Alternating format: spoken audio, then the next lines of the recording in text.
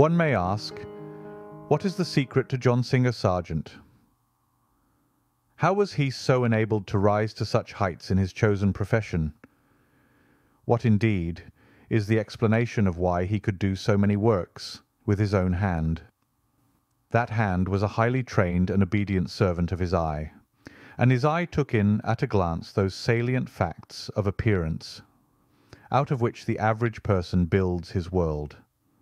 And as he never felt tempted to probe emotions deeply, but to probe, analyze, and discover what the eye sees in truth and in wholeness. Nevertheless, with prolonged contemplation, there was nothing to check his unbounded energy, nothing to prevent him from succeeding as he did every time. A young John Singer Sargent in 1874, at the age of 18, has a portfolio of drawings to be presented at the famous atelier of one of France's premier portrait artists. The drawings that he was able to show to Carolus Duran upon his arrival in Paris were of the sort that would have pleased English writer, art historian, and art critic John Ruskin, and the English pre-Raphaelite painters. In the drawings there were ivy vines were drawn climbing over casement windows, with every separate stem and vein shown with minuscule faithfulness. Already the boy's drawings had been seen and commended by no less a man than Frederick Leighton, the future Lord Leighton and President of the Royal Academy. It is not to be supposed that these juvenile studies were great masterpieces, far from it, but, what was more to the point, they indicated that this precocious young person was a serious and industrious student, who was already seeing things with his own eyes, and was not afraid of work. So it was that the young sergeant departed from Italy, their winter quarters, and applied for admission to the atelier of Carolus Duran, located in the Boulevard Montparnasse. As Carolus Duran looked over the contents of the young man's portfolio and saw that he had much to unlearn, he also saw signs of promise far above the average. The applicant was accepted as a pupil and began his studies. He was industrious, alert, and thorough, and soon became one of the French master's favourite pupils. "We'll show them something at the salon yet," said Carolus Duran. But John Sargent did not stop there. His ambition to master all aspects of his craft meant that he had to work hard and, along with colleague Carroll Beckwith, decided to join the art classes for drawing at Yvon's atelier evenings, and he added to that the atelier of Léon Bonnat. It was expected for students at Carolus Duran's studio to be well grounded in their draughtsmanship. For to be able to lay in a portrait in paint one must have sufficient skills to do it once and correctly, so repeated drawing exercises were the insurance that that hurdle was not a misstep. In this presentation, our goal is to look more carefully into the art of drawing, and in particular the growth of Sargent's success that contributed to his mastery of the brush, as they go hand in hand. Carolus Duran's skill at showing the student how to master the big shapes of blocking in a portrait or figure meant Sargent would need to master the characterization of the model with as little detail as possible, but be able to capture the essence very precisely. Each stroke of the brush must be carefully positioned so that the volumes faithfully represent the forms as light passes over them, with all subtlety in the middle tones. Drawing the forms in charcoal is one of the best ways to sort out values as opposed to linearly with the pencil, where one can flesh out the shapes correctly and accurately. In Sargent's drawings, his particular skill to express light was far above his peers due to his insistence and understanding of the flow of light that he innately was able to grasp as the real skill needed to excel, whether in charcoal or pencil.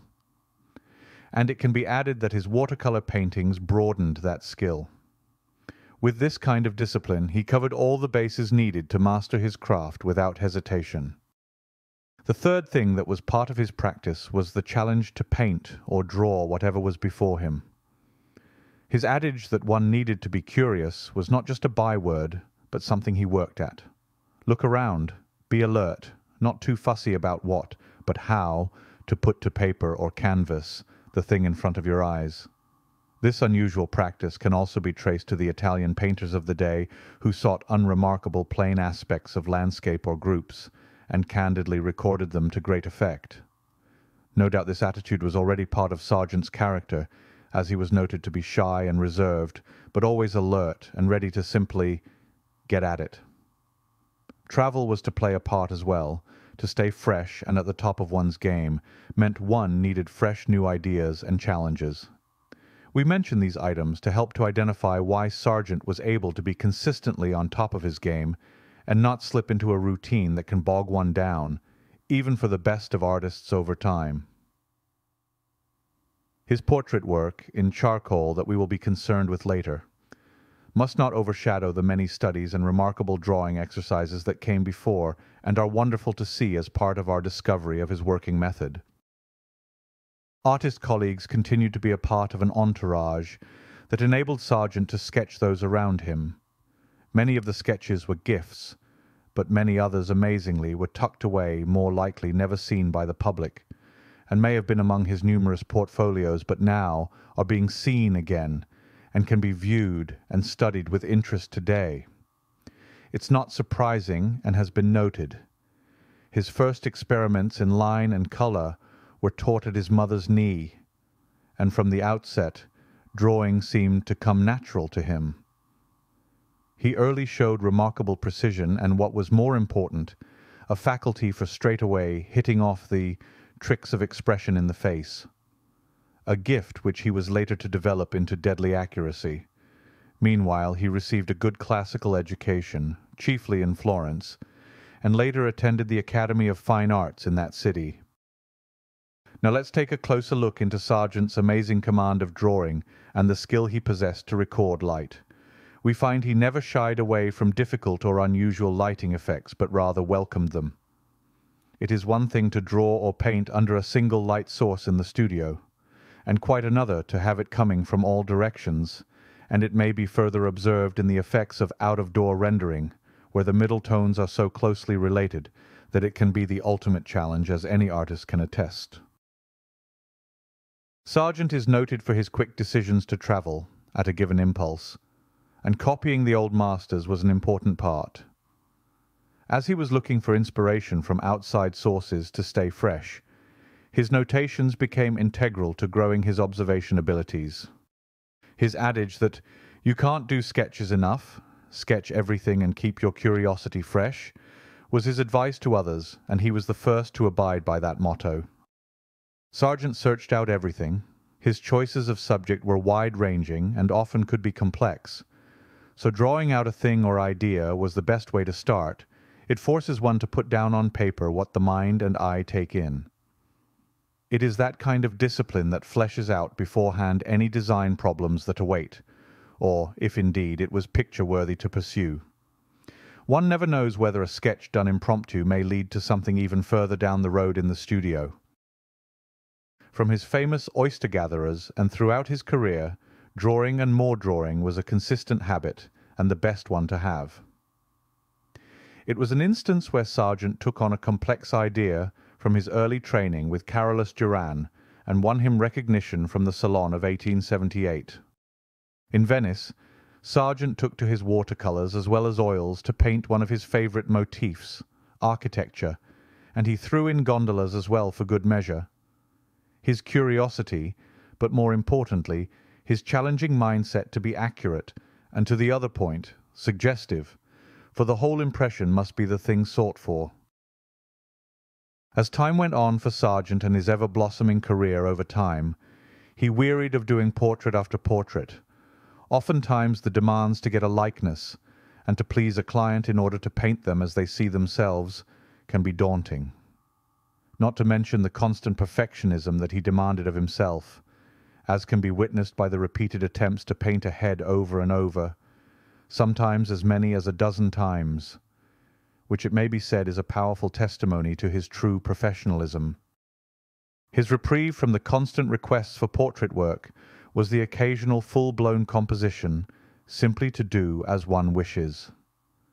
Exercise the need to be creatively able to finally paint something that satisfies the hunger to paint that thing that was in the mind, and perhaps was put off for another more appropriate time.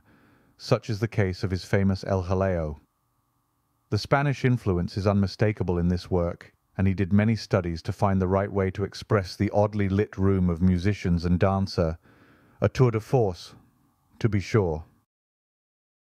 So as he slowly decides to limit his portrait activity, it also becomes apparent that a habit after so many years, when it's been one's work for so long, to keep doing them, even when his mind wearies of another one coming, continues in another form. He finds that one way to satisfy the demands and, it may be added, to stay fresh at one's skill, he decides on portrait drawings exclusively, and in this period of his career he begins the finest of his efforts while doing them. His ability to capture the essence and character of an individual was always his to use. His great gifts he did not take for granted, and his adage that "to work is to pray" is fitting here.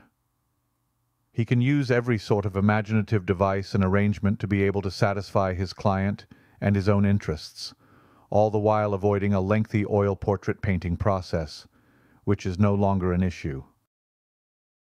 While John Sargent is on his quest to limit the oil portrait demands in preference to charcoal drawings, he is offered an opportunity, along with Edwin Austin Abbey, to paint a large project for a mural decoration in Boston, and he will spend the rest of his life in preparing for that, and the debut will be monumental, and by all accounts a final tour de force. He and Abbey begin with great excitement and share studio space occasionally, which no doubt will find each inspiring one another.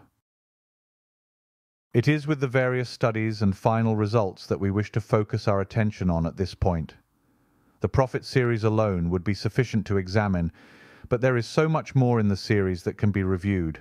However, we will do that more properly in another presentation.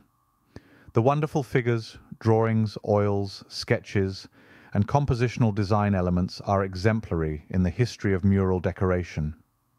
Sargent is again able to venture into this new territory with gusto, and his inventiveness to work into the architectural spaces provided gives new challenges for him, and he makes an impact with the Prophet's singular gestures alone.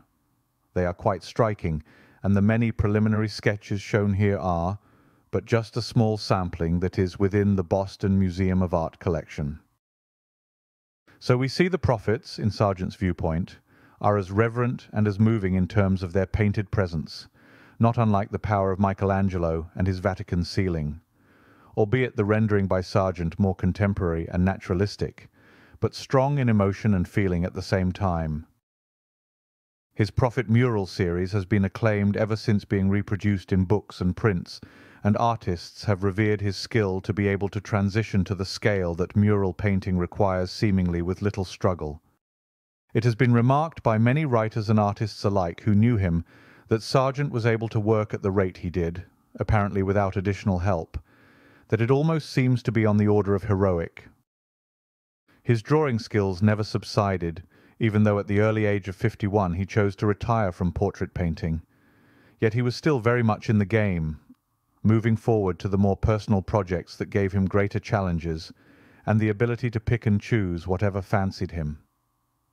Our look at the drawings by Sargent only touches the surface of the vast number of drawings, all of which are highly treasured by their respective owners, and thus far the charcoal portrait drawings number about 750 in existence.